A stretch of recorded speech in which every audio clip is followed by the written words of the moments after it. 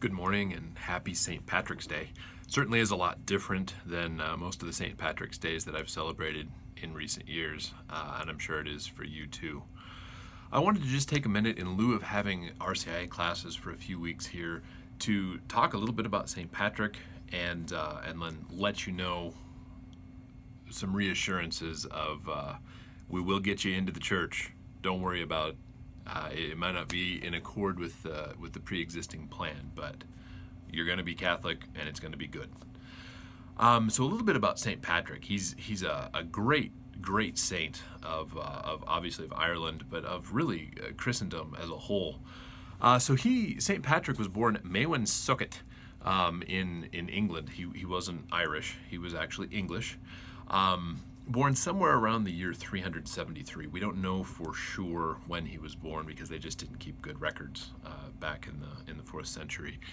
But he was born along the west coast of Britain in a little settlement, a little village called Banavin of Tabernia. We don't know exactly where that is today, but most scholars think probably in Somerset in England. Anyway, when he was young, he was captured by pirates. He was working on his farm along the coast there, captured by pirates and sold into slavery in Ireland. So he worked diligently as a slave in Ireland for many, many years, and he was the son of a deacon when he was growing up in England, but he wasn't necessarily a super faithful young man. We figured he was probably 16 or so when he was captured. He wasn't necessarily a super faithful young man, but after his capture, he became a lot more faithful. So he was working on farms, and people are speaking Gaelic. He doesn't know how to speak the language. So he found solace and consolation in prayer. So he would pray, they say 100 times a day. He learned this great, rich, strong, personal prayer life while he was serving as a slave in Ireland. Eventually, he escaped. He escaped his captivity in Ireland and returned to England. And upon returning to England, he reunited with his family and wanted to become a priest. His prayer life had so changed him for the good that he wanted to dedicate his life to spreading the gospel at this point. So he went, studied, became a priest, and then wants to become a missionary. And where do you think he goes?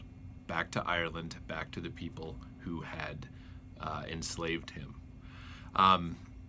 What a great testament to faith. What a great testament to the redemptive power and the redemptive change that comes to us through Christ. He established many churches in Ireland. He established monasteries in Ireland.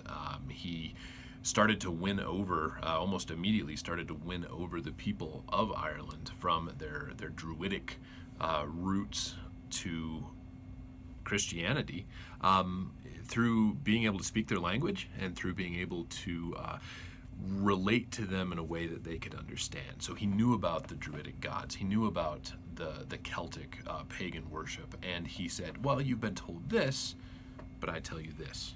Sounds kind of familiar. Jesus does that all through the Gospels as well. He was also, importantly, one of the earliest Christian writers to advocate the abolition of slavery. Just a great saint. And he wasn't the first missionary in Ireland. It's important to note that. Around the time he was being born, there were actually other missionaries from England in Ireland, Secundus and Polydius in particular.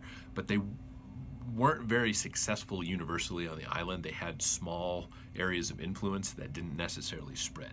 Patrick, his faith spread, and even to this day, even though it's been declining a little bit in the last couple of decades, even to this day, Ireland is one of the most Catholic nations on earth. So Patrick stayed then in Ireland and lived there until he was almost 90. Again, we don't know exactly which year it was that he died, but he died on March 17th. So we celebrate St. Patrick's Day on March 17th. And it's more than just a day for green beer and craziness. It's really a day to celebrate the life of this great saint who had such a profound impact on an entire nation of people that even 1600, 1570 years later, now we still celebrate the work of this great man. He died approximately year 463 on March 17th. So he's a great saint.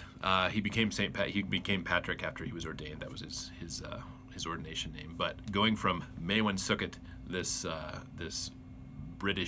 English farm boy, basically, to one of the greatest saints in history, basically through his reliance on his faith in Christ and personal prayer for many, many years, personal prayer and this strong interior life that then drove him, motivated him, and empowered him through Christ to do amazing things. That's my prayer for all of us as well, that we can lean into our relationship with Christ and do great things as well. So in this season of uncertainty, in this season where we just don't know what's going to happen next or what the next declaration is going to be, take heart. I pray for each and every one of you every day, and I ask God that He would keep us safe, that He would keep us faithful, and that we would get through this with a newfound perspective on what is truly important in life. Thanks a lot. I'll be keeping you informed as I am informed. Have a great St. Patrick's Day, and I'll see you soon. Bye-bye.